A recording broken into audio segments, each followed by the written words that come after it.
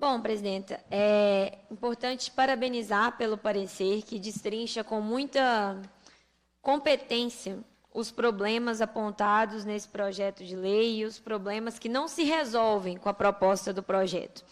E aí eu queria trazer aqui uma discussão muito rápida sobre como problemas complexos não são resolvidos com soluções aparentemente simples.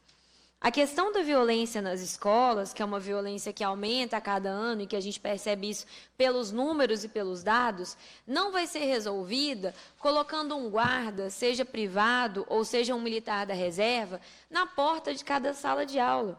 Não vai ser resolvida permitindo que professores tenham um porte de arma. Não vai ser resolvida com absolutamente nada disso. E, ao contrário daqueles que pautam suas opiniões em achismos, achei excelente que a senhora pautou suas opiniões, durante o parecer, em dados. E eu aproveito aqui para citar também a matéria da BBC que compõe seu parecer. A matéria da BBC, somada a uma matéria da Itatiaia, também desse ano,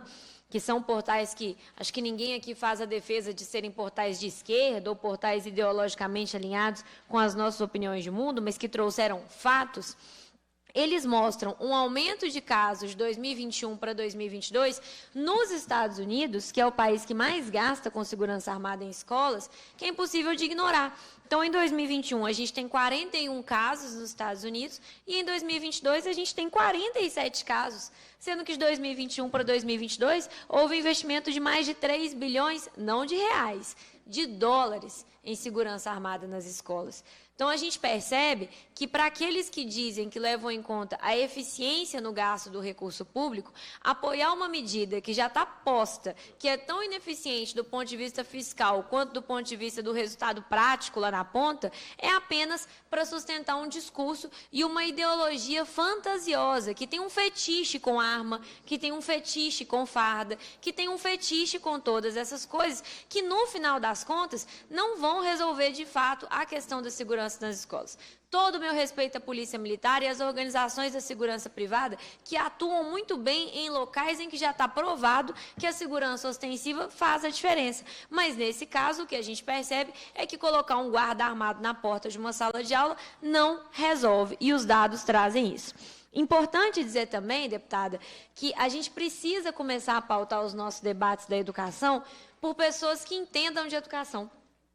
A gente não vê ninguém parar na frente de uma obra, da construção de um prédio, da reforma de um shopping, parar lá uma professora, uma pedagoga da rede básica de ensino e ficar dando pitaco sobre o tipo de cimento que foi colocado lá, sobre se podia o prédio ter aquele tanto de andar, sobre se podia ter 3 ou 4 acessos de estacionamento. A gente não vê professor dando pitaco em cirurgia. A gente não vê professor falando que a tela que usou para aquela cirurgia da bexiga estava certa ou estava errada. A gente não vê. Mas quando a gente está falando de educação, todo mundo é especialista, ou se diz especialista. Todo mundo tem um pitaco para dar. Eu estava vendo que no Congresso Nacional foram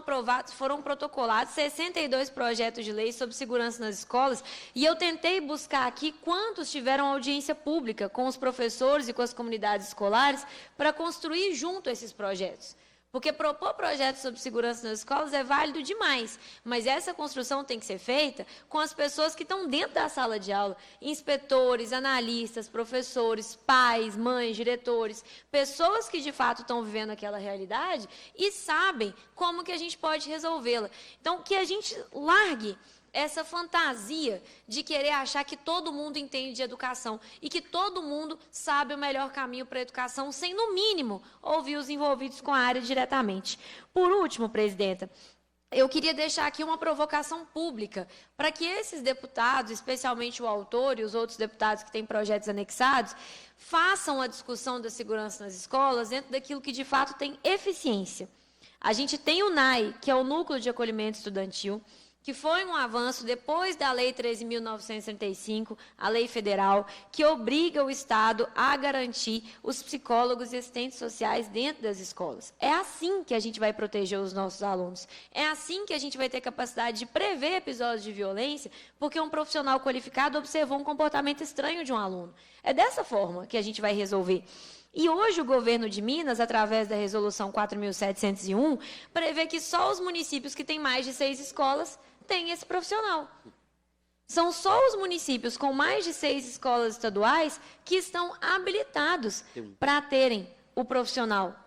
o psicólogo e o assistente social. E aí é importante dizer que é um profissional desses para cada 14 escolas, a partir de 6 até 14. Então, a gente pode ter um profissional psicólogo e um profissional assistente social trabalhando em até 14 escolas, num regime de rotatividade em que ele tem que passar pequenos turnos em cada uma para garantir o atendimento, que impede diretamente a criação de vínculo com as comunidades escolares e o pertencimento, o conhecimento do que aqueles alunos e aqueles professores vivem no dia a dia.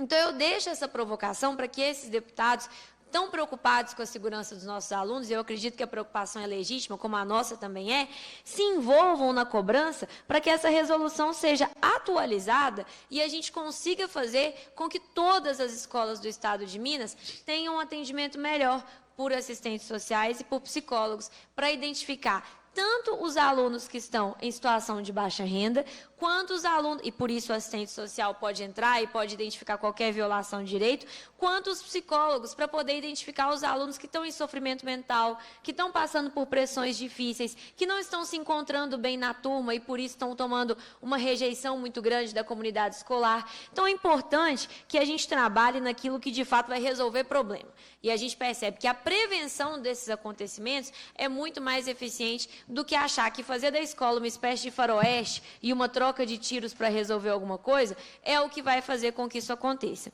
Também deixo aqui a importância de que o NAI, o Núcleo de Acolhimento, tenha a perspectiva de criar um ambiente que seja propício às denúncias dos próprios alunos. Os alunos sabem quando um colega de turma está violento. Os alunos, os colegas sabem quando um amigo da turma está revoltado com a escola. Mas hoje nós não temos uma cultura que estimule a denúncia anonimamente e com garantia de segurança do anonimato, para que os alunos falem daquilo que eles veem dos seus próprios colegas. Então, a gente precisa garantir que isso aconteça, e isso vai acontecer com prevenção, acontecer com a presença do psicólogo e do assistente social dentro de todas as escolas e de todos os municípios, porque a gente fere o princípio da impessoalidade, a gente fere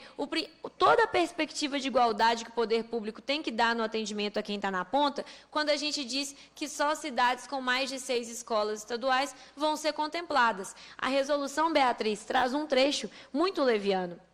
um trecho que diz assim, que as cidades com menos de 6 escolas podem ser atendidas se houver alguma demanda de violência apontada pela superintendência. Ou seja, a gente espera que primeiro a superintendência passe um aperto, a escola passe um aperto, o professor passe um aperto, o pai e a mãe passem um aperto, para que a gente garanta um atendimento de forma igualitária para todas as escolas e para todos os municípios. O pessoal de Serra da Saudade tem tanto direito de ter um psicólogo e um assistente social dentro da escola, quanto o pessoal que está em Belo Horizonte.